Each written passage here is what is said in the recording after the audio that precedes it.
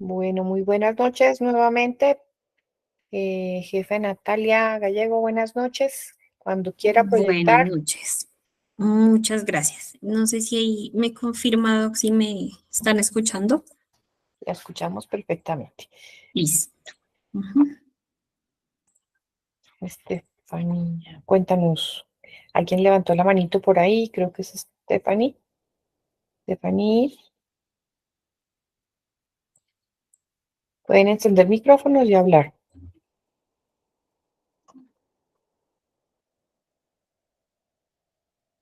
Stephanie Hernández ha levantado la mano. Cuéntanos. Vale, si alguien quiere hacer algún comentario antes de iniciar, o pueden escribir también por el chat, les agradecemos. Cuando quiera, jefe Natalia, para iniciar muy puntuales, puede iniciar su presentación. Vale, muchas gracias. ¿Me confirman, porfa, si ahí están mirando la pantalla? Sí, señora. Listo. Vale, muchas gracias. Eh, Listo. bueno, buenas noches. El día de hoy vamos a hacer como, pues realmente es una capacitación muy corta, teniendo en cuenta que hace parte de un plan de acción respecto a los hallazgos que fueron encontrados por el instituto. Parte de estas capacitaciones pues se van a profundizar ya en los días siguientes. Ya se hizo envío de un comunicado para que ustedes también lo tengan presente, donde se va a generar un plan de capacitación específico para profesionales de enfermería y auxiliares de enfermería, ¿sí? En temáticas pues que son de competencia netamente de enfermería. Obviamente que más allá de hacer parte específica de los protocolos que también se van a seguir, digamos, se va a seguir haciendo las capacitaciones, hacen parte de temáticas que dependen mucho como del quehacer diario, ¿no? Entonces, eso como para que lo tengamos en cuenta, ya les informaré cómo va a ser la dinámica pues de esas capacitaciones, porque muchas de ellas también serán dadas directamente en los servicios con los pacientes. Entonces, pues vamos a empezar. Vamos a empezar con una parte bien importante, es la dilución de medicamentos, ¿no? Recordar cómo es que se hace y qué es este procedimiento que es muy sencillo, pero muy importante. Entonces, iniciando pues con una definición, básicamente la dilución de los medicamentos son procedimientos que lo que nos permite es obtener concentraciones y dosis que son requeridas de acuerdo pues a las órdenes médicas eh, que se nos dan de parte o por parte del personal de medicina y que se obtienen a partir de la aplicación de fórmulas matemáticas. En este caso, la regla de tres es la que siempre vamos a utilizar básicamente eh, para el cálculo de algunas dosis específicas, pero cuando hablamos de vasodilatadores, de inotrópicos, vamos a entrar a mirar otro tipo de fórmulas. Esas no las vamos a mirar el día de hoy porque para eso hay como una capacitación específica en el cálculo de ese tipo de soluciones, de mezclas y de medicamentos. El día de hoy vamos a ver, digamos, las que utilizamos con mucha frecuencia o, digamos, de manera diaria en otro tipo de servicios. Aquí es importante recordar que hay medicamentos por lo general, servicio de urgencias y unidad de cuidado intensivo, que sí requiere el uso de otro tipo de fórmulas, teniendo en cuenta la naturaleza del medicamento, el efecto que genera y pues que son medicamentos que por lo general o en la mayoría de ellos deben pasarse por bombas de infusión y por los efectos que puede tener. ¿Cuáles son los objetivos entonces de hacer diluciones o preparar diluciones de medicamentos? Entonces, uno de ellos es pues, realizar en forma precisa la dilución del fármaco prescrito. ¿Sí? Entonces, tener en cuenta que a pesar de que existe una presentación del fármaco, en ocasiones necesitamos dosis más altas o más bajas del medicamento para alcanzar la eficacia terapéutica y de ahí la importancia de entender cómo se hace el procedimiento. Obtener dosis exactas también en diferentes unidades de medida. Aquí es importante tener en cuenta las equivalencias o las medidas que existen para poder calcular esas dosis, ¿sí? Entonces, recordar que existen varias, digamos, unidades de medida y lo más importante, pues hay que tener en cuenta la equivalencia para poder hacer la conversión a otras unidades. Obtener la acción farmacológica selectiva y efectiva mediante una dilución adecuada. Entonces, tengamos en cuenta que los medicamentos actúan de manera selectiva sobre los receptores. Ciertos receptores son específicos, ¿no? En el cuerpo. Entonces, la idea de hacer también el cálculo y la preparación de estos medicamentos es asegurar la efectividad, ¿no?, del tratamiento.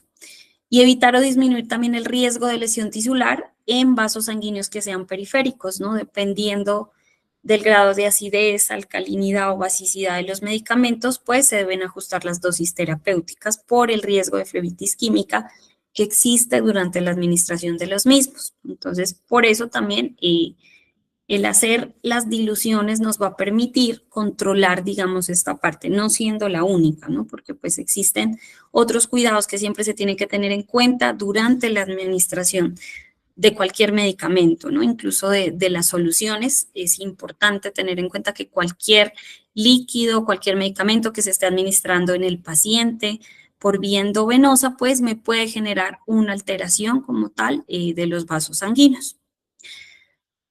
¿Cuál es el procedimiento entonces si nosotros estamos hablando de realizar una dilución? Lo más importante es entender que se realiza mediante la aplicación de una regla de 3, ¿no? Que creo que pues todos lo conocemos, sin embargo vamos a hacer un muy pequeño recorderis. Importante conocer la presentación de los medicamentos. Partimos de la base de que debemos conocer las diferentes presentaciones de los medicamentos.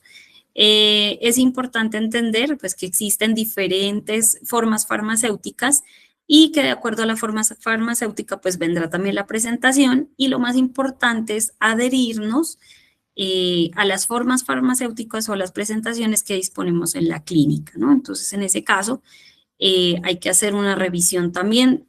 Tenemos un listado, obviamente, de todos los medicamentos que se tienen en la clínica y de las presentaciones, porque de lo contrario, pues es muy difícil llegar a hacer el procedimiento. Importante saber, como les dije, la equivalencia de las unidades de medida para que sepamos cómo hacer la conversión. Y lo más importante es que siempre una regla de 3 para hacer diluciones se inicia a partir de la presentación de un medicamento, ¿no? Independientemente del medicamento que tengamos, sean tabletas, sean ampollas, sean frascos, partimos de su presentación. Entonces, vamos a mirar aquí un recorderis muy, muy pequeñito y como muy simple, la equivalencia de las unidades de medida. Entonces, recordar que un gramo equivale a 1000 miligramos, 1000 miligramos a un gramo, un litro a 1000 mililitros, 1000 mililitros a un litro y un miligramo a 1000 microgramos. Sobre todo las dosis de microgramos son de administración, como les dije, en unidades de cuidado intensivo adulto, unidad de cuidado intensivo neonatal y dosis pediátricas, ¿no? Por el tipo de medicamentos de pronto que se administran y están las otras que son las unidades internacionales, muy conocidas también por nosotros y por ustedes, durante la administración también de algunos antibióticos y insulinas. Entonces aquí también, para recordar, un cc equivale a 1 mililitro, un cc también equivale a 20 gotas, pero también a 60 microgotas. Entonces es importante tener en cuenta que de acuerdo al equipo de venoclisis que nosotros estemos utilizando, el número de gotas que va a pasar por ese equipo difiere. 20 gotas cuando hablamos de equipos de macrogoteo y 60 microgotas cuando hablamos de equipos de microgoteo, pues que es más del uso en paciente pediátrico, ¿sí? En la clínica los que más utilizamos pues son los de macrogoteo. Y 20 gotas aquí se hace como, se equipara, es igual a 60 microgotas porque estamos diciendo que dependiendo del equipo de venoclisis que nosotros estemos utilizando, pues será el número de goticas que le va a pasar de líquido, de solución o de medicamento a nuestro paciente, ¿sí? Entonces también tener en cuenta esa parte porque se utiliza mucho esta, digamos, diferenciación para otro cálculo que es el factor goteo, ¿sí? Que también se utiliza, que en ocasiones, digamos, dejamos de utilizarlo porque nos volvemos, digamos, como muy mecánicos, ¿no? En el cálculo de ciertos goteos, pero es importante tenerlo presente. Bueno, Aquí unas recomendaciones generales, entonces para hacer diluciones y en general para preparar medicamentos es importante cuando hacemos nosotros la dilución verificar si existen cambios físicos al hacer la dilución. Entonces si hay cambios en el color, en el aspecto, en el grado de turbidez de esos medicamentos. Solo se deben preparar o diluir los medicamentos que se van a administrar. Una muy mala práctica es adelantar los horarios en la administración de medicamentos, preparar medicamentos antes de las horas que se debe administrar. Lo recomendable es prepararlo entre 15 a media hora antes, no 1 hora ni 2 horas antes, porque tenemos que tener en cuenta la vida media de los medicamentos. Hay medicamentos que se precipitan, ejemplo, la ampicilina sulbactam, que solo tiene una vida media de 20 minutos, entonces se debe priorizar por encima de otros medicamentos cuando nosotros los preparamos.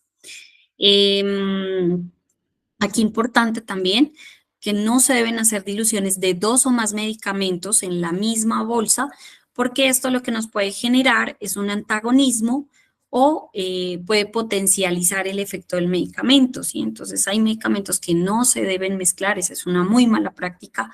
Cada medicamento debe ir diluido en una bolsa específica, en una bolsa única para ese medicamento y tener en cuenta las interacciones medicamentosas para su administración, ¿sí? Evitar, hay una frase, digamos, de uso común, que es el cóctel de analgesia con los pacientes también. A veces tenemos pacientes con dipirona, diclofenaco, dexametasona, acetaminofén. Entonces, en ese caso, hay que recordar la escala del dolor, recordar cómo se debe ir avanzando los analgésicos en un paciente y si nosotros queremos alcanzar una eficacia terapéutica, recordar que debemos organizar los horarios de administración de estos medicamentos de acuerdo a las horas, digamos, de duración o el efecto que tiene el medicamento, ¿sí? No administrarlos en las mismas horas porque pues obviamente nos puede generar otro efecto o efectos no deseados en el paciente, ¿sí? Entonces, como lo más importante a tener en cuenta, no siendo lo único, obviamente hay muchos más cuidados, pero en este caso, para la parte de diluciones, es lo que más interesa y sobre lo cual tenemos que prestar mucha atención. En este sentido, vamos a ver un ejercicio súper sencillo de cómo se hace una regla de 3 para encontrar los mililitros o los cc que yo debo administrar al paciente. Entonces, en este caso tenemos una ampolla de gentamicina de 80 miligramos con un diluyente de 2 mililitros. Y la indicación médica por orden médica se ordena administrar 20 miligramos cada 8 horas endovenoso. Siempre partimos para realizar la regla de 3, como les dije, debemos partir de la presentación del medicamento. En este caso me están diciendo que la gentamicina viene por 80 miligramos diluido en 2 mililitros, ¿sí? Y lo que me piden es calcular cuánto cc yo debo administrar a partir de esa presentación, de esa ampolla que yo tengo, ampolla, frasco, lo que yo disponga. Entonces, en ese caso necesito saber, para administrar 20 miligramos, yo cuántos cc finalmente le voy a administrar a mi paciente. Entonces, hacemos una regla de 3 y lo que tenemos que hacer en este caso, aquí hubo un error no sé qué pasó con la diapositiva, pero aquí lo que se tiene que hacer es multiplicar los 20 miligramos por los 2 mililitros y dividirlo entre los 80 miligramos, ¿sí? Entonces, cuando hacemos este cálculo, finalmente vamos a obtener los cc o los mililitros, básicamente, que yo le administraría al paciente, ¿sí? Entonces, no sé si alguien nos puede colaborar haciéndolo, el ejercicio y nos dice cuánto les da. Que hay un error, ¿no? Hay que tener en cuenta, no sé qué fue lo que pasó, es 20 miligramos siempre en X, ¿no? Vamos a multiplicar. 0.5 da. Sí, a 0.5, ¿no? ¿Son 0.5 qué? 0.5. Ahí sería. Miligramos. No, 0.5 miligramos, vamos consiguiendo 80. 0.5, ¿qué serían? ¿Miligramos? No, ml sería, cc. Mililitros o cc. Ajá, recuerden que lo que estamos buscando aquí es básicamente cuántos cc yo le voy a administrar a mi paciente.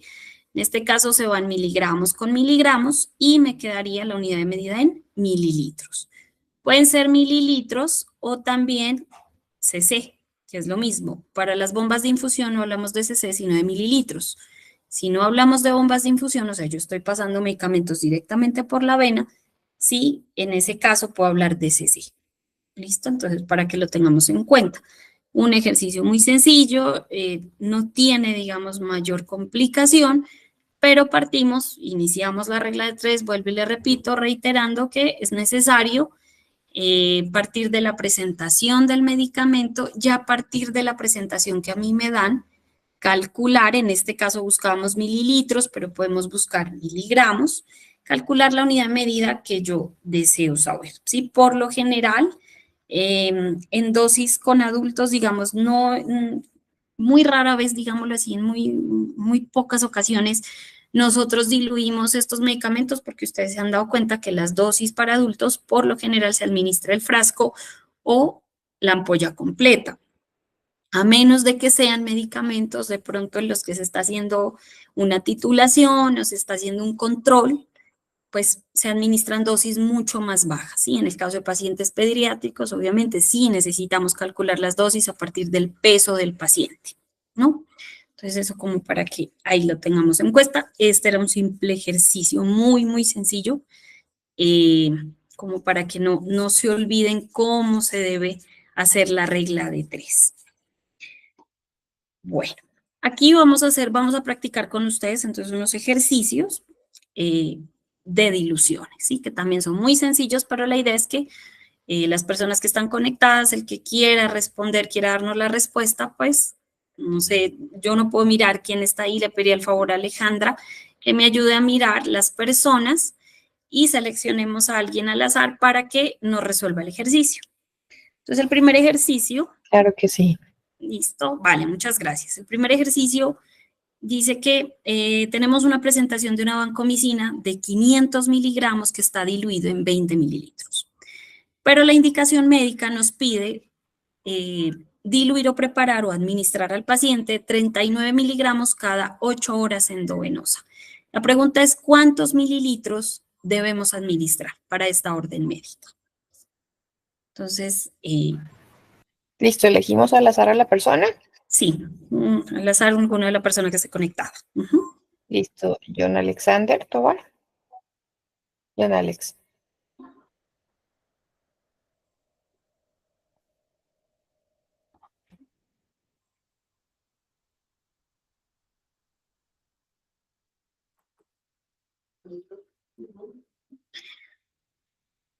No sé si por ahí sí contesta la persona.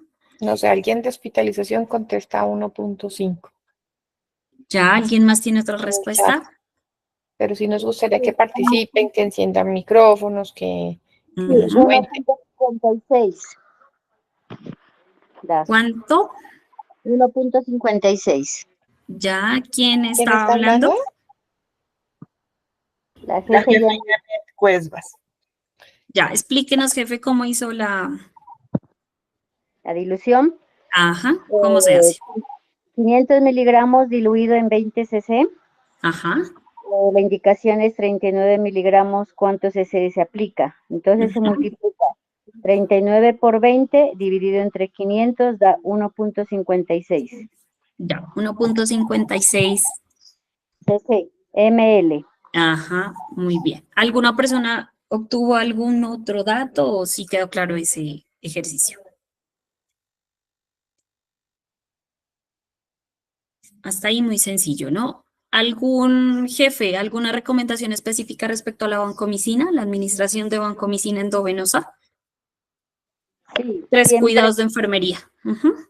sí, esa siempre se la diluye en 250 de solución salina, siempre se la pasa. Ujú. Y otra siempre tiene que ir en bomba de infusión y más o menos pasarla entre 1 a 2 horitas. Ya. ¿Cuál otro cuidado específico de la vancomicina, jefes, de los que están conectados? Un cuidado específico, jefe, también sería pues el acceso venoso por donde se la coloca y la Ujú. medición de los niveles de vancomicina. Ya. ¿Qué otra cosa es importante con la vanco? ¿Qué paraclínicos tenemos que controlar en un paciente cuando administramos vancomicina? Los niveles de banco, sí. ¿Qué otros Función paraclínicos? Ajá, función renal. Muy bien. Punicreatinina, ¿no? Estar pendientes. ¿Qué otro cuidado de enfermería con la vancomicina?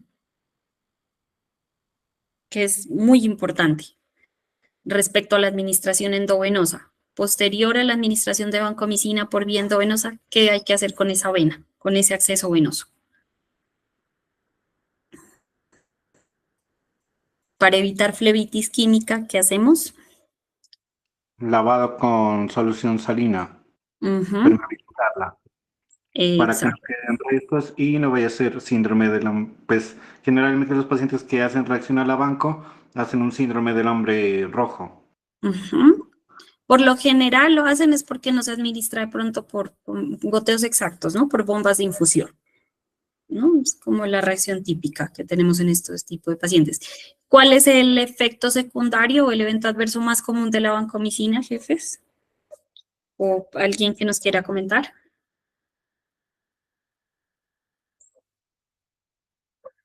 ¿Por qué medimos creatinina en estos pacientes? ¿Por qué tenemos que estar pendientes de esos niveles? ¿Qué hace la banco? Origina falla renal, puede originar una falla renal de origen agudo. Y Hipomedicamentosa. ototoxicidad. Ujú. Nefrotóxico y ototóxico, ¿no? Entonces hay que tener en cuenta la vancomicina, tener esas precauciones. Los niveles de vancomicina, ¿para qué nos sirve? Entonces, básicamente, ¿para qué mandamos ese examen? ¿Qué le va a permitir al médico, jefe, ese control?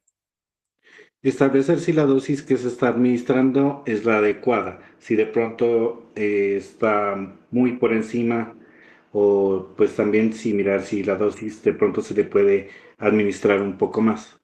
Ujú, sí, entonces tenemos que tener ahí en cuenta, ¿no? Esos cuidados. La idea no es solo saber calcular un medicamento, sino más allá de eso saber lo que puede generar en mi paciente. Muchas gracias, jefe.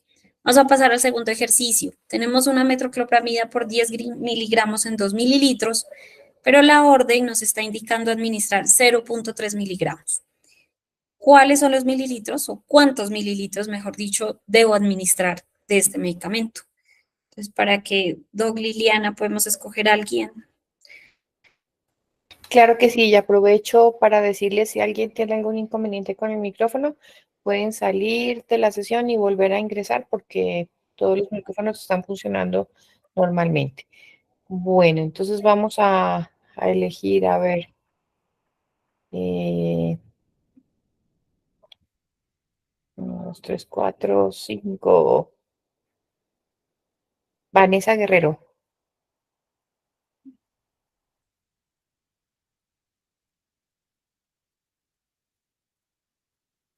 Hola, buenas noches.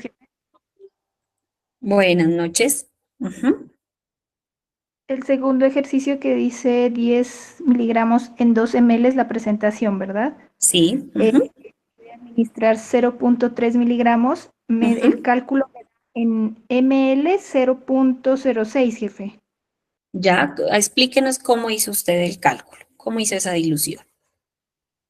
Pues prácticamente es con regla de 3, ¿sí? Ujú, Si 10 miligramos equivale a 2 ml, sí. 0.3 a cuántos ml equivale. Entonces multiplica Ujú, los 0.3 por 2 dividido 10 y me da los ml que son 0.06.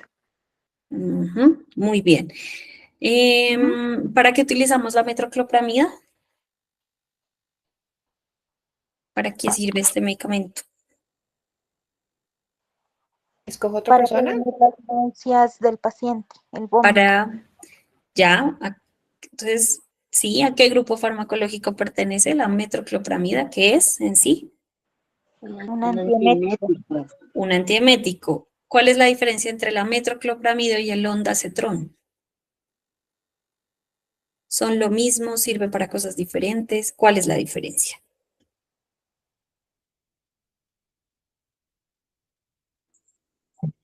Pero como tal, la metoclopramida favorece el vaciamiento gástrico y el ondansetron, más que todo, tiene efecto a nivel central, según lo que yo pues sé. Por eso a los pacientes pues hay una recomendación es que pues generalmente se ha asociado a que los pacientes comen antes de ir a cirugía y me los están pasando con metoclopramida. O sea, la solución para que un paciente haya comido no es colocarle metoclopramida, siempre, es evitar que haya comido. Pero como Ujú. favorece el vaciamiento gástrico, pues el medicamento de elección, si el paciente comió y si es una urgencia, pues es colocarle metoclopramida, porque favorece el vaciamiento gástrico. Yo sé que la otra, el ondansetron, inhibe el reflejo nauseoso desde el nivel central. Ya. ¿En qué tipo de pacientes entonces administraríamos ondansetron y no metoclopramida? Pues generalmente el ondansetron lo suelen usar en pacientes alérgicos a la metoclopramida y en pacientes oncológicos. Ujú. Y en pacientes de pronto que presentan periodos eméticos recurrentes, ¿no? Entonces tener en cuenta eso. La metoclopramida, pues lo podemos ayudar como terapia coadyuvante. ¿Con qué medicamentos específicamente? ¿Qué tipos de analgésicos? Con el metronidazol, que siempre da náuseas eso. ¿Y el metronidazol es analgésico? No, Mm, ese es antibiótico. Generalmente Ya, está con el tramadol. ya. ¿Cómo se hace una administración adecuada de metoclopramida si estoy administrando opiáceos? ¿Cómo debe ser la administración de este medicamento? Lo ideal es pasar el antiemético antes para prevenir que al paciente le dé vómito. Ujú. ¿Cuánto tiempo antes de administrar el analgésico?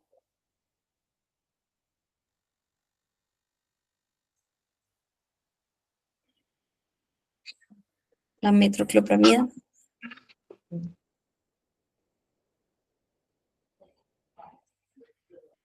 Idealmente, si va por vía endovenosa. Camilo Cerón dice que 1 hora antes. Ujú, exacto. Entonces, 1 hora antes administraríamos la metoclopramida, aseguramos pues, que se alcance un nivel sérico importante y posterior a eso, pues sí podemos hacer la administración del analgésico, ¿no? Entonces, ahí tener en cuenta también la adecuada administración del medicamento, porque lo contrario, eh, también no se alcanza como la eficacia terapéutica que se quiere. Tenemos otro ejercicio. En el tercer punto tenemos un omeprazol de 40 miligramos en 5 mililitros.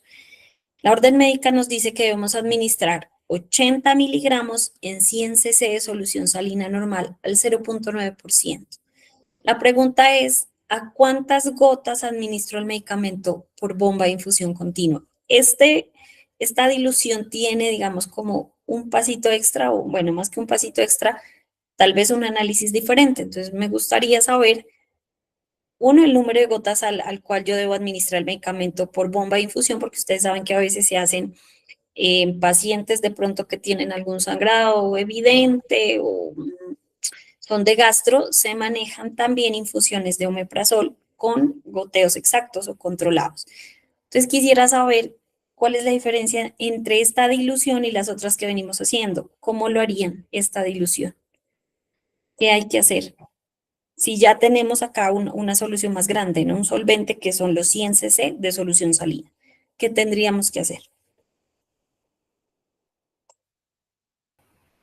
Listo, escogemos a alguien más, jefe. Ujú, sí. Listo, Anita Oliva. Ujú, jefe.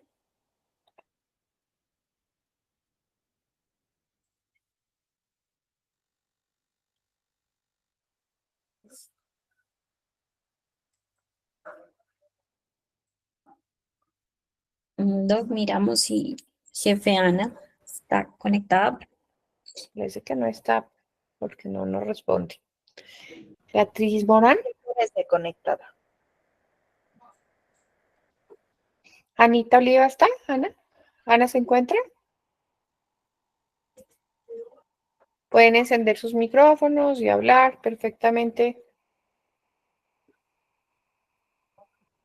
Bueno, parece que Ana no está conectada. Beatriz Morán. Perdón, qué pena. Estoy en la calle, en un momentico contesto, ¿sí?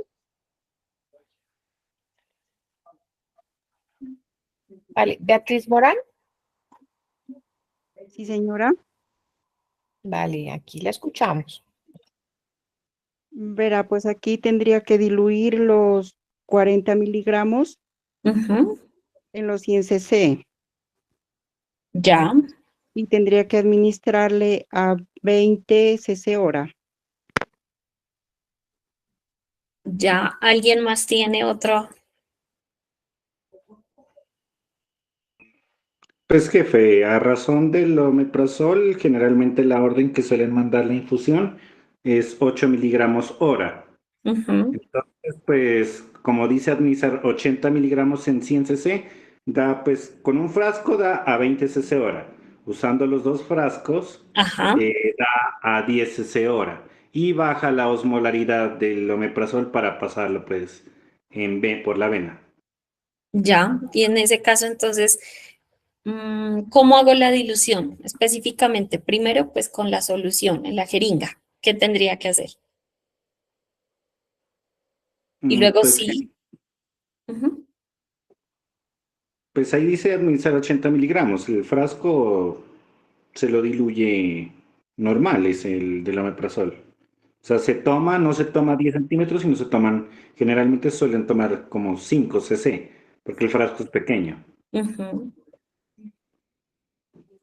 Pues, Sin es- y en la es- otra es que la infusión del omeprazol generalmente pues no debe durar pues para 24 horas, se debe cambiar de manera más continua. Es que hay unos omeprazol que vienen fotosensibles y hay otros que no vienen fotosensibles. Pues ahí sí ya Ujú. también depende de eso. Ya. En este caso, entonces aquí vamos a tener en cuenta específicamente el ejercicio, ¿no? Me están pidiendo 80 miligramos.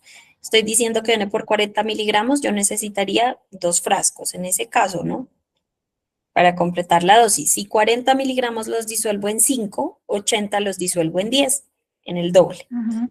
¿no? Sí. Entonces yo lo preparo en la jeringa de 10 ml y como tengo una bolsa de solución salina de 100 cc, yo necesito dejar 90 cc de solución salina y los 10 restantes van a ser del medicamento, para que obviamente la osmolaridad de este medicamento, o sea, haya más solución salina que el medicamento en sí.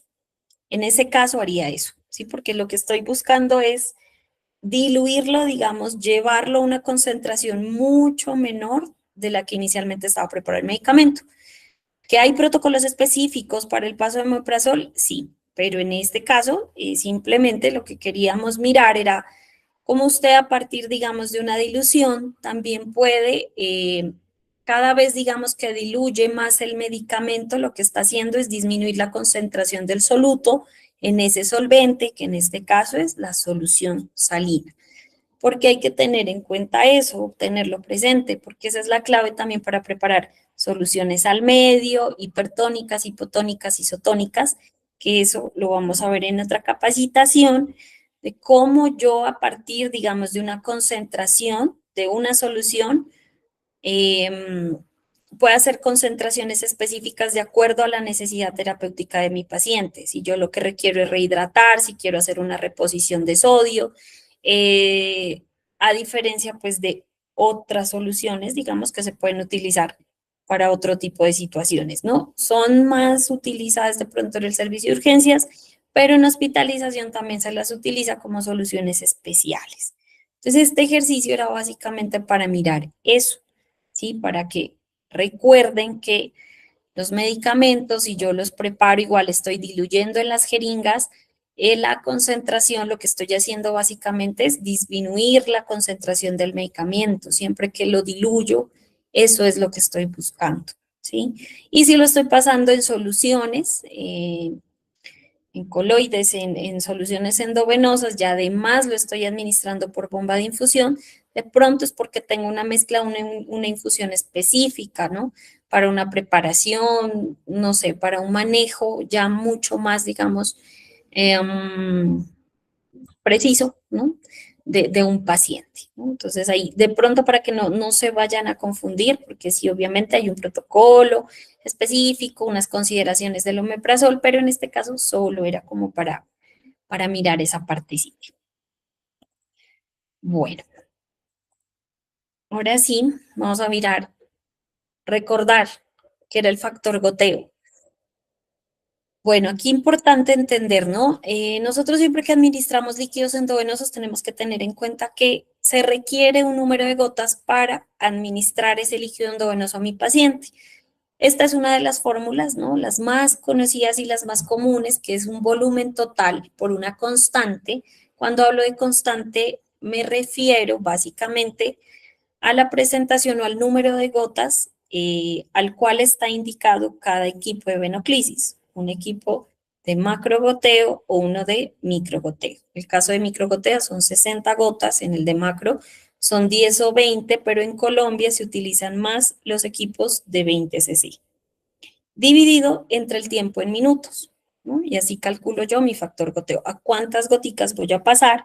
Una bolsa o 5 bolsas de solución salina, de dextrosa, el líquido que me estén a mí solicitando. Y aquí tenemos un ejemplo. Entonces, simplemente nos piden que administremos 2500 cc de solución salina normal para 24 horas. Entonces, queremos calcular el factor goteo de esa solución. Entonces, simplemente vamos a reemplazar en nuestra fórmula el volumen total, que son los 2500 cc, por una constante, en este caso lo tomamos con un equipo de microgoteo, dividido entre el tiempo total en horas. Entonces, 1440 minutos hay en 24 horas. Una hora tiene 60 minutos, ¿no? En 24 horas, ¿cuántos minutos hay? Hay 1440. Entonces hago la división, la multiplicación inicialmente, divido y finalmente tengo mi factor goteo que es de 100 cc hora. Sí, ese es el número de goticas que deberían pasar por esos equipos, digamos, o por pues las soluciones que estamos administrando en el paciente. Lastimosamente tenemos un problema que es común, digamos, en toda institución y siempre se presenta con los pacientes, y es que las bolsas no pasan en el tiempo que debería ser lo indicado, o pasan más rápido de lo normal, o simplemente no se administran porque el paciente va al baño, porque necesita deambular, porque se lo llevan a un examen, porque suspendemos también los líquidos endovenosos cuando el paciente requiere un medicamento, ¿sí? Entonces, la verdad es que si bien calculamos factor goteo, en ocasiones se vuelve muy inexacto el tiempo, ¿no?, en el que administramos esos líquidos endovenosos, y la verdad también es que tenemos que mirar hasta qué punto, y eso es parte del personal de enfermería, que tengamos también el criterio de informarle al médico que tal vez la cantidad de líquidos endovenosos que se le está administrando al paciente sobrepasa la cantidad de líquidos que él requiere, ¿sí? Entonces aquí tener en cuenta que la idea no es generar una sobrecarga hídrica en el paciente, sino que tener unas consideraciones para administrar los líquidos endovenosos. Pues si es un paciente que tiene habilitada la vía oral, entonces mirar hasta qué punto es necesario tenerlo con líquidos, qué tipo de medicamentos está recibiendo, si de pronto estoy administrando más líquidos de los necesarios, que si sobrepaso ciertos volúmenes de líquidos ya necesito administrarlos por bomba de infusión para no generar esa sobrecarga en el paciente, que durante la entrega y recibo de turno yo tengo que verificar si mi paciente está presentando signos de anasarca, de edema, para empezar a suspender los líquidos. Eso es de enfermería, no es del profesional de medicina. Muy respetuosamente, obviamente, enfermería puede generar como esa observación al profesional de medicina, ¿no? Que exista ese criterio también como para decir, mire, doctor, tal vez estamos administrando demasiados líquidos en el paciente, porque no disminuimos. Y porque somos nosotros y también el personal auxiliar el que está en constante, digamos, cercanía con el paciente. Entonces ahí también para que lo tengan en cuenta, porque a veces exageramos, ¿no?, en el uso de los líquidos, ¿sí? Es como, es lo común, pero hay que tener en cuenta la pertinencia, ¿sí? O sea, hasta qué punto de verdad mi paciente requiere. Hay un protocolo, hay algo muy específico que habla sobre las inyecciones seguras y habla sobre la necesidad que tengo yo de administrar medicamentos por vía endovenosa. O sea, hasta qué punto es necesario canalizar a mi paciente para administrarle líquidos, porque entre más punciones reciba mi paciente, entre más accesos venosos tenga, aumenta el riesgo de infecciones asociadas a la atención en salud. Entonces hay que medir también esa parte, ¿sí? O sea, si es un paciente pronto pues que ya no tiene ese requerimiento, mirar si qué tan viable, qué tan bueno es hacerlo. Entonces ahí es como para tener en cuenta esta parte.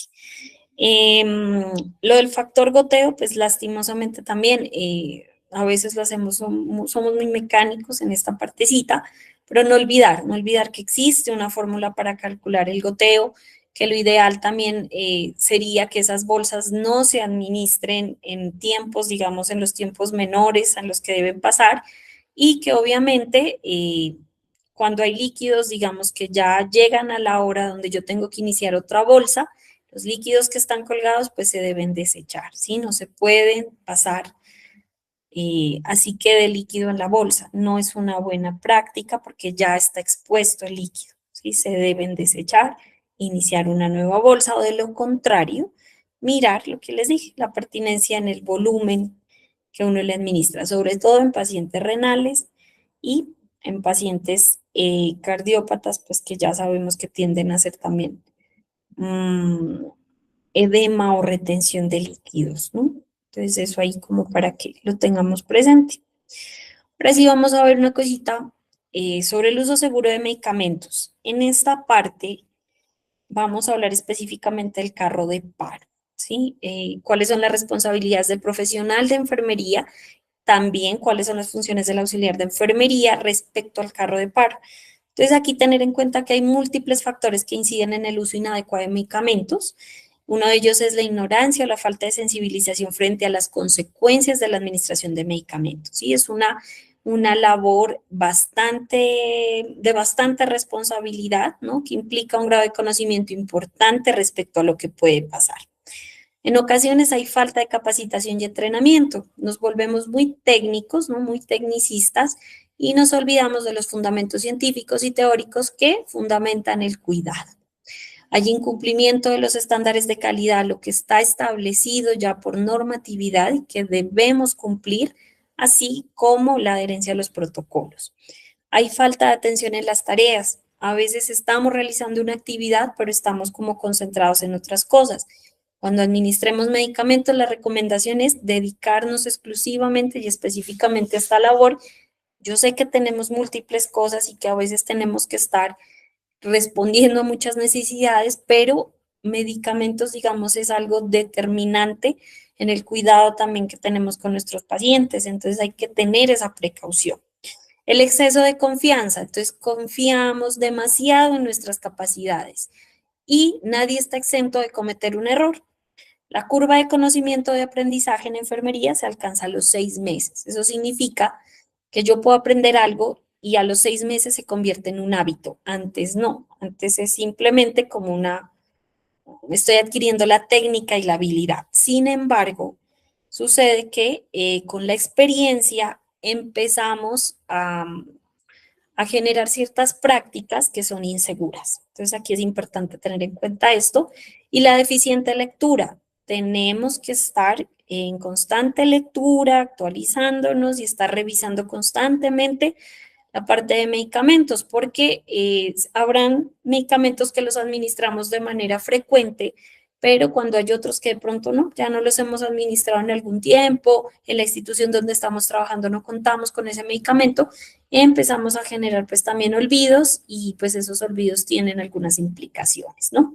Tengan en cuenta aquí que en toda visita de habilitación, en toda visita, digamos, de inspección que nos haga el instituto, la secretaría, van a indagar en el profesional de enfermería sobre medicamentos. O sea, es algo transversal, digamos, también a los procesos.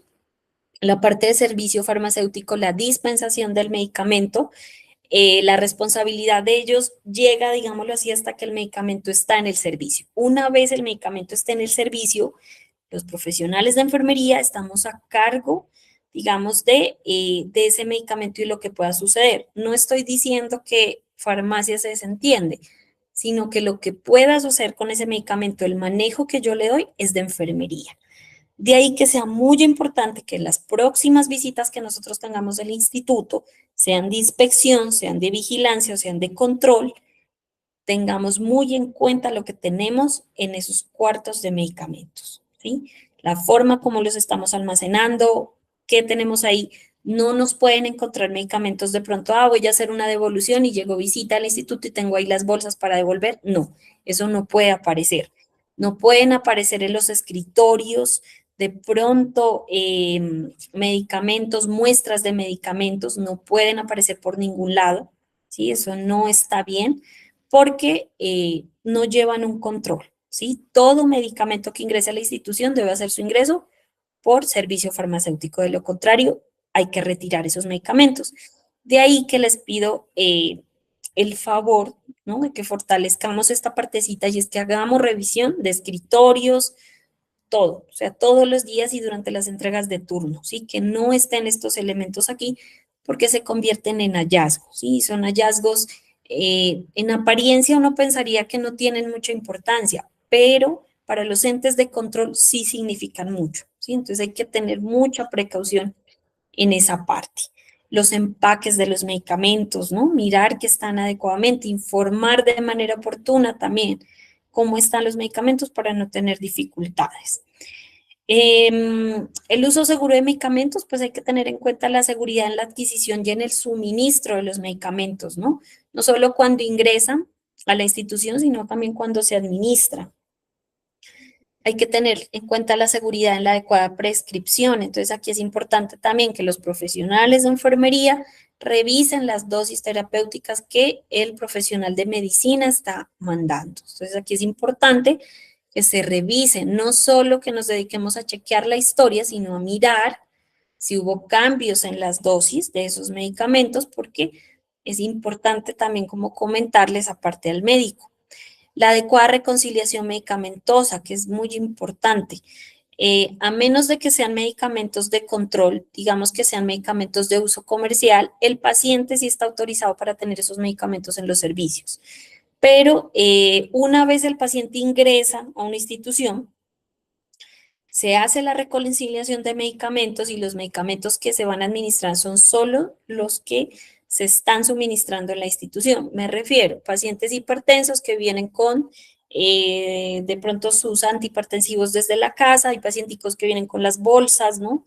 De los medicamentos, esos medicamentos no los podemos administrar, o sea, hay que explicarle al familiar, al paciente que esos los deje en la casa, una vez egrese, continúa normalmente con ese consumo, pero en la clínica solo podemos administrar lo que tenemos ahí, a menos de que sea, como les dije, un medicamento de control, una enfermedad huérfana, un medicamento comercial que EPS pues no nos lo está proporcionando, lo puede tener bajo custodia del paciente, ¿no? Hay que tenerlo presente, porque lo contrario, el resto de medicamentos también generan hallazgos para los entes de control. Tener en cuenta la seguridad en la dispensación, identificar cuáles son los medicamentos LASA y los de alto riesgo, ¿no? Y lo que me puede generar en mi paciente. Seguridad en el almacenamiento, siempre donde haya dispositivos médicos, donde tengamos nosotros medicamentos, tenemos que hacer control de temperatura y humedad, siempre, ¿sí? Entonces, por eso es que no pueden estar expuestos los medicamentos en el servicio, sino solo en el cuarto de medicamentos. La seguridad en la aplicación de los medicamentos, ¿no? La preparación, la estabilidad y los correctos en la administración de medicamentos. Hay instituciones donde ya tienen 15 correctos en la administración de medicamentos.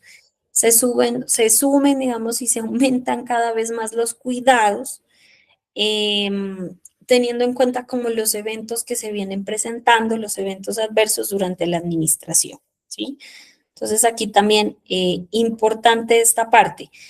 Cuando se hacen visitas de seguimiento, por lo general, en el cuarto de medicamentos, lo que se está mirando es la dispensación, que los medicamentos están debidamente etiquetados, ya que hacerles una claridad, y es que los medicamentos que nosotros recibimos de la clínica oncológica, los que vienen preenvasados, las mezclas, ¿sí? De esos medicamentos vienen con una etiqueta en la bolsa.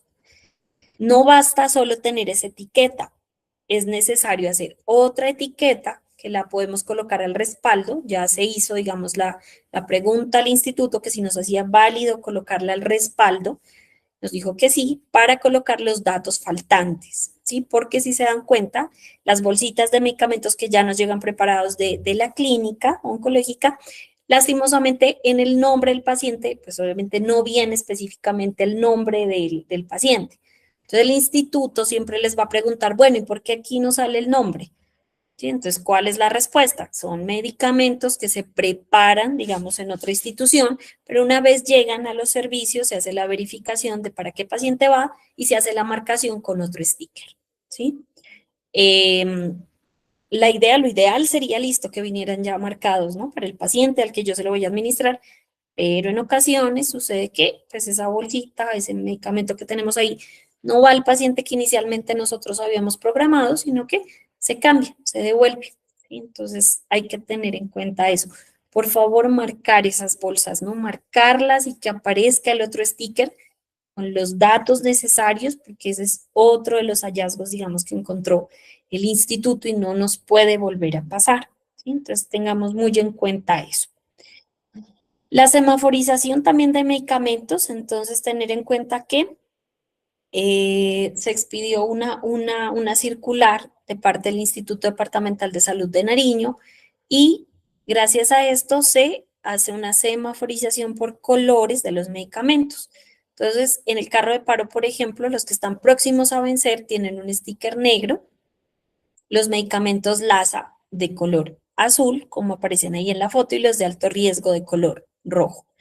Aquí hay que tener en cuenta el instituto que les va a preguntar. Entonces, siempre que hagan apertura de carro y el instituto pregunte, mire, este medicamento, aquí dice que, o sea, no lo han cambiado el medicamento, tiene los 4 meses de vencimiento. Ellos a veces le preguntan a uno, ¿usted qué hace con ese medicamento si no se le está presentando tantos códigos azules?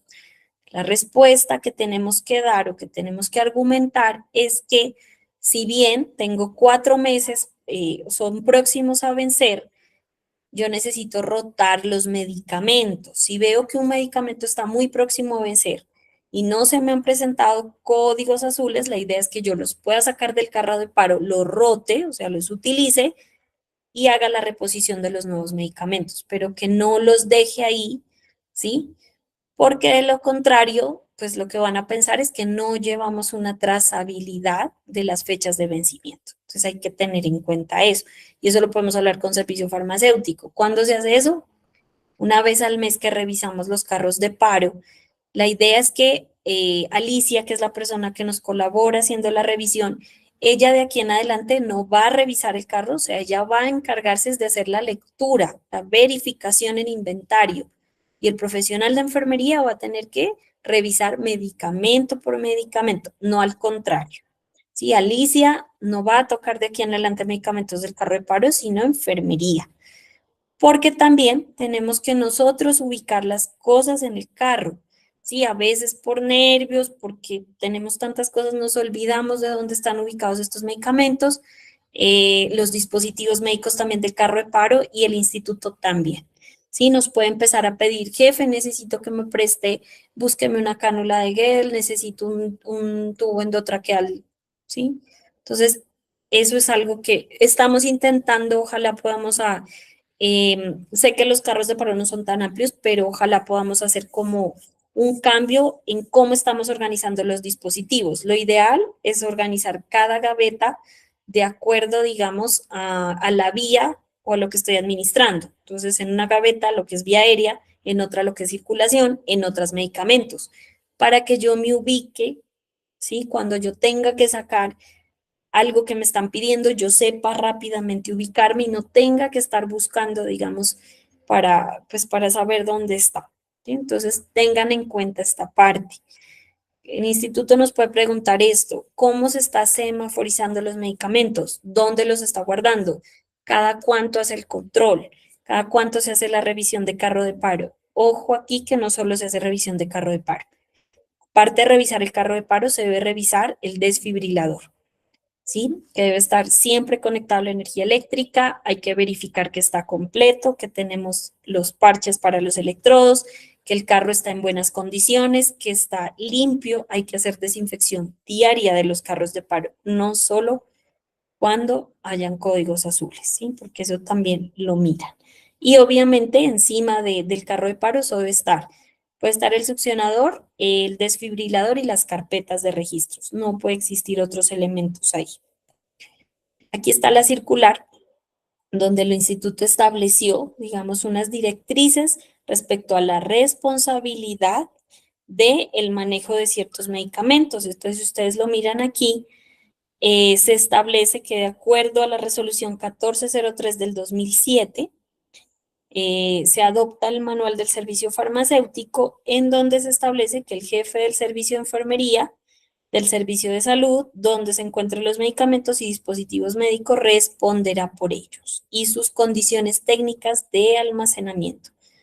Vuelvo y le repito, una vez el medicamento sale del servicio farmacéutico, es responsabilidad de enfermería directamente la manipulación, la disposición, el almacenamiento y la administración del medicamento.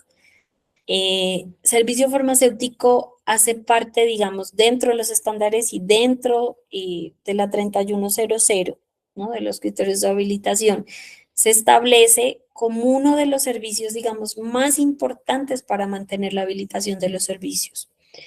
De ahí que cualquier hallazgo que nos encuentren en los servicios nos va a afectar la actividad del servicio farmacéutico. Entonces, aquí tenemos que estar como muy pilas, ser muy responsables con lo que hacemos, porque no podemos afectar esa labor. O sea, ninguna institución funciona sin un servicio, sin farmacia, ¿sí? O sea, no se puede. Hay otros servicios, digamos, que funcionan, pero farmacia no. De ahí que todas las actividades que vamos a hacer durante todos estos días es para fortalecer, digamos, la prevención, ¿sí? Que no nos encuentren esos hallazgos que a veces son cosas de pronto que suceden por olvido, bueno, no es intencional, en muchas ocasiones lo hacemos, no queríamos que pase, bueno, pasó, pero la idea es que no vuelva a pasar. Pues aquí para que lo tengan presente. Y entender que tenemos un manual de manejo de carro de paro. Aquí se establece la responsabilidad pues del funcionamiento, la utilización y la preservación de los carros de paro. Recae sobre la enfermera jefe. De ahí que el carro de paro que esté con polvo, ¿de quién depende eso? De la jefe. Tenemos ya, yo creo que les mandé un comunicado donde les establecía que el día que está asignado para el carro de paro es un turno, ¿sí? Entonces tiene que cumplirse el turno normalmente, como usted viene desarrollando sus actividades, pero es necesario, y aquí les pido el favor a los jefes de que el día que tienen este día asignado, por favor, me llamen. Me llamen, aunque yo voy a estar ahí en el servicio. Vamos a ir también con uno de los químicos farmacéuticos para hacer la verificación también del carro y revisar, ¿sí? Más allá de que haga la verificación digamos, de los insumos, para hacer también como unos ejercicios de auditoría para que estén preparados para recibir pues las próximas visitas, ¿sí? La idea es eso. La revisión del carro de paro, pues la norma lo establece mínimo, se debe hacer una vez al mes, en la institución se hace una vez al mes, en todos los servicios. Hay que diligenciar el formato de inventario de carro de paro que está establecido en la institución. Y aquí es importante tener en cuenta que pues todo medicamento, todo dispositivo que se utilice en un código azul, hay que hacer el registro del lote, la fecha de vencimiento, el registro sanitario. Y se debe informar al servicio farmacéutico para hacer la reposición de estos medicamentos o estos dispositivos después de que sucede un código azul. Lo que se aconseja es que posterior al evento y a la atención del código, uno pueda hacer la reposición de todos los elementos del carro de paro. Cuando se reponen los dispositivos o los medicamentos, no solo se hace la reposición, hay que hacer un conteo de todo el inventario nuevamente, ¿sí? Eso es por norma que se lo debe hacer. Esto lo que nos va a permitir es estar seguros de que los medicamentos que sacamos y utilizamos, o sea, se hizo la reposición completa, digamos, de los faltantes. Los carros de paro durante las entregas de turno hay que verificar también las llaves del carro de paro, ¿sí? Entonces, ¿cómo se encuentra el carro de paro? Eso se debe hacer en cada entrega y recibo de turno, no solo una vez al mes, sino cuando yo recibo, ir al cuarto de medicamentos y verificar en esos carros cómo está la llave del carro de paro, la integridad de la llave.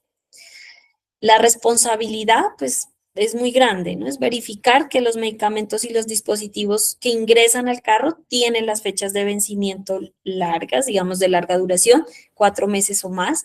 De lo contrario, informar al servicio farmacéutico, pues para hacer los cambios de los medicamentos que están ahí. Colocar siempre en la parte de adelante los medicamentos o insumos con fechas más recientes a vencer para utilizarlos muchos antes y hacer la rotación más rápida de estos medicamentos, obviamente para que no tengamos pérdida como tal de ellos.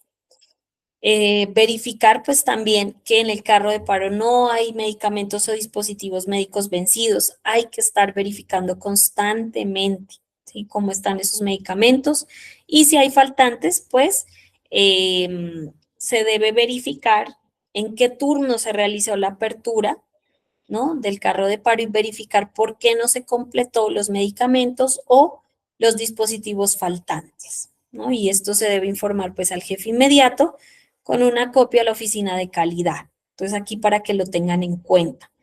Debemos hacernos responsables de la revisión de lo que hay en el carro de paro.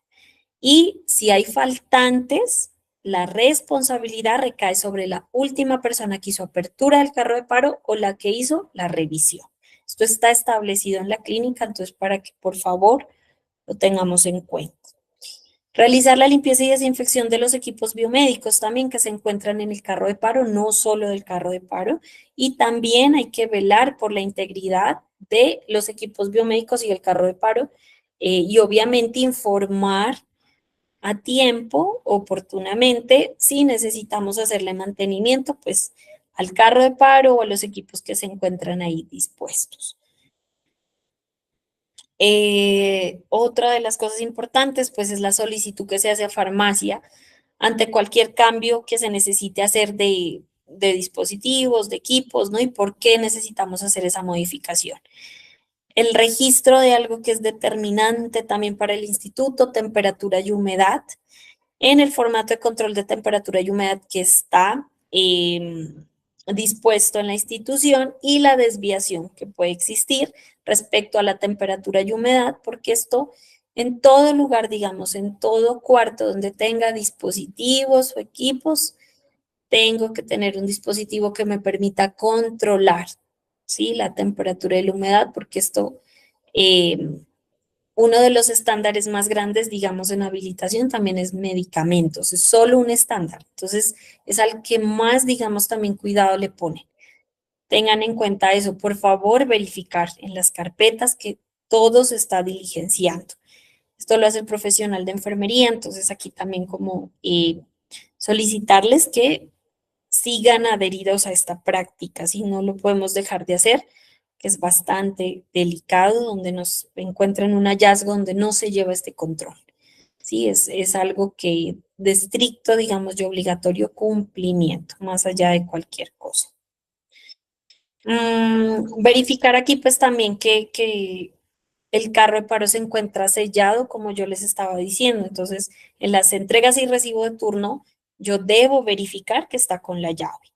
Y siempre el carro de paro pues debe permanecer sellado. Uno garantiza así la custodia de lo que está adentro, y si hay alguna novedad respecto a los faltantes, no se puede, digamos, uno exceder más de 8 horas para hacer la reposición de los elementos que se encuentran en el carro de paro. Por lo tanto, no puede pasar más de un día, más de un turno, sin que se haya hecho la reposición de esos elementos. Los carros de paro siempre tienen que estar completos. Esto no solo para los carros de paro, sino para los kits de emergencia obstétrica. También revisemos fechas de vencimiento, sepamos qué hay en esos kits, leamos los inventarios. O sea, a veces nos piden algún dispositivo, pronto se nos olvidó, ya no lo reconocemos, entonces saber qué es lo que tenemos ahí almacenado. Y realizar aquí, como les dije, en conjunto, pues es una actividad que se hace desde farmacia con profesionales de enfermería, la revisión mensual del carro de paro, así como los kits de emergencia obstétrica. La secretaría también, ellos hacen, digamos, revisión de los kits de emergencia obstétrica, todo lo que es la dimensión de salud sexual y reproductiva, todo lo que tiene que ver con morbilidad materna extrema, Por lo tanto, cuando hacemos revisión de carro de paro, también alternamente tenemos que hacer la revisión de estos kits, asegurando que los dos se encuentran completos. Como les dije, Alicia de aquí en adelante, simplemente ella va a leer lo que está en el inventario y vamos a ser nosotros, profesionales de enfermería, los que vamos a hacer la revisión minuciosa del carro. Esto no con la finalidad no sé, de generarnos, digamos, una carga, sino más bien de que nosotros sepamos dónde están las cosas, porque finalmente somos nosotros quienes estamos ahí en los servicios, ¿sí? Alicia de pronto nos acompaña un momento, pero ella no está ahí. Entonces, para eso se va a implementar esa parte. La verificación aquí, pues como les dije, del inventario. Si hay algún pendiente por reponer, pues se debe informar al servicio farmacéutico y pues siempre hacer el registro del inventario de carro de paro en el formato que ya está establecido en la institución. Ahí encuentran ustedes la referencia y obviamente se debe detallar la novedad encontrada y debe estar firmado por quienes participan en la actividad de revisión, ¿sí? Entonces, para que también tengan en cuenta esta parte, ¿sí? Que es bien determinante y pues importante que se haga, ¿no? Entonces, con esto, pues aquí está el formato de control de temperatura y humedad que se viene diligenciando en la institución, ¿no? Hasta ahorita es el que tenemos. Y pues eso sería todo por hoy, lo que teníamos como la capacitación. Entonces, no sé si tengan alguna pregunta, alguna duda, inquietud. Jefe, yo sí tengo una pregunta. Sí. Por ejemplo, cuando hay un código azul, tengo entendido que en el formato hay que colocar con lapicero los elementos que Que se gastaron. ¿no? Eso. Sí. Entonces, en el momento que colocamos, pasamos esa lista a Alicia para que ella no lo pase y nos entregue una hoja Para de hacer la limpia posición. para hacer eso, para Sí, que no nos vaya a pasar pues lo que nos pasó. lo que ya nos ha pasado, exacto. Entonces, sí, Eso. la idea es que la revisión mensual del carro de paro se hace como medida preventiva, ¿no? Y por normatividad.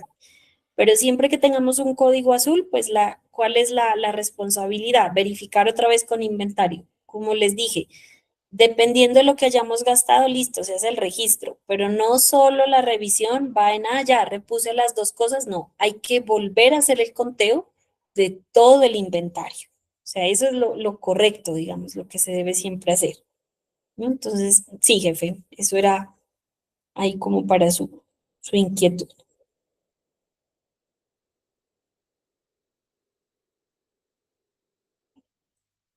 ¿Alguien más tiene alguna pregunta, algún comentario?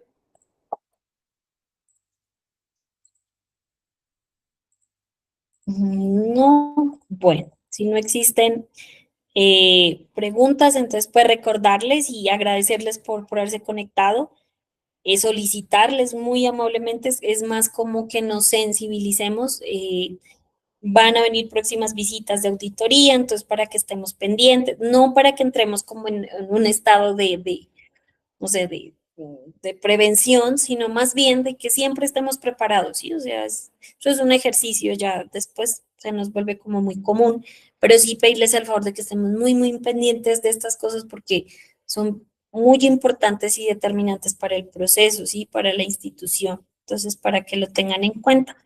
El instituto nos pidió un plan de acción, se va a enviar el día viernes con todas las acciones que nos pidieron de acuerdo a los hallazgos, pero ahí no termina, ¿sí? La situación. Ellos van a visitarnos nuevamente para verificar que las acciones que se hicieron en ese plan de acción realmente se ejecutaron, ¿sí? Entonces, para que lo tengamos en cuenta. Eso sería. Muchísimas gracias. Muchas gracias a usted, jefe Natalia, y gracias a todos por su puntualidad y por la asistencia en la noche de hoy. Que tengan una feliz noche y gracias. Se envió el link de asistencia y evaluación de la capacitación. No se olviden de registrarse y diligenciarlo. Muchas gracias. Feliz noche para todos.